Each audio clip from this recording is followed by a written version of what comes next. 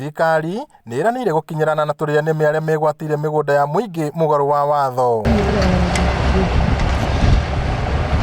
Minister Cecily Kariuki augĩte kũrĩ na andũ megwatĩire mĩgũnda ĩrĩa ĩigĩtwo keheri-inĩ ya mũingĩ na angĩ makegaĩra ndemu iria ciarĩ cia thũngũ no ikaheo mũingĩ, akiuga nĩ marahotomia mĩhang'o ya gũciarahũra rĩngĩ.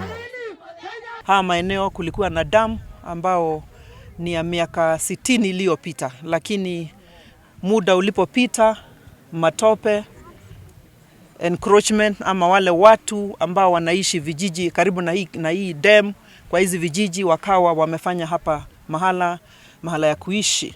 Minister Kariuki arĩtie hĩndĩ ya mĩhang'o ya kũrugũria kũhuria kwa demu ya Kanyerere ĩrĩa ĩrĩ wodi-inĩ ya Werũ thĩinĩ wa gĩcigo kĩa ũmbunge kĩa Oljorok, ĩrĩa ĩkũhũthĩra makĩria ma ciringi mirioni 20 ĩgĩtanywo kũrĩka mbere ya mweri wa kerĩ mwaka ũkĩte.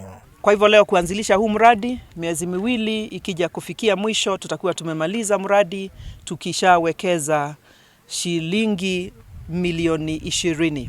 Demu ĩno ĩgwakwo mũgũnda-inĩ wa ĩka 15, ona gũtuĩka kũrĩ na gĩcunjĩ kĩa mũgũnda ũcio kĩgwatirwo nĩ andũ kĩũmbe, thirikari ĩkĩmatha gũcokia indo cia mũingĩ, ũndũ ũrĩa ũnyitĩtwo mbaru nĩ mũnini wa komishina wa Nyandarua ya gatagatĩ George Matundura. Ni demu ilikuwa kubwa sana, ekari 15, eka 15, lakini unapoangalia unaona kuna wale wamekaribia mahali ambao ilikuwa ni boa la maji. Tafadhali tusapoti mradi.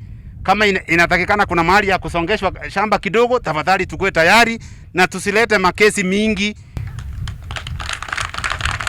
Aikari a itũra rĩrĩ nĩ magathĩrĩirie tabarĩra ĩno, makiuga nĩ magirĩkĩte kwa ihinda iraya, no rĩu mũtũrĩre wao nĩ ũkũhũtha na mahote kũhũthĩra maĩ ma demu ĩno kũrĩma na njĩra cia gũitĩrĩria mĩmera maĩ.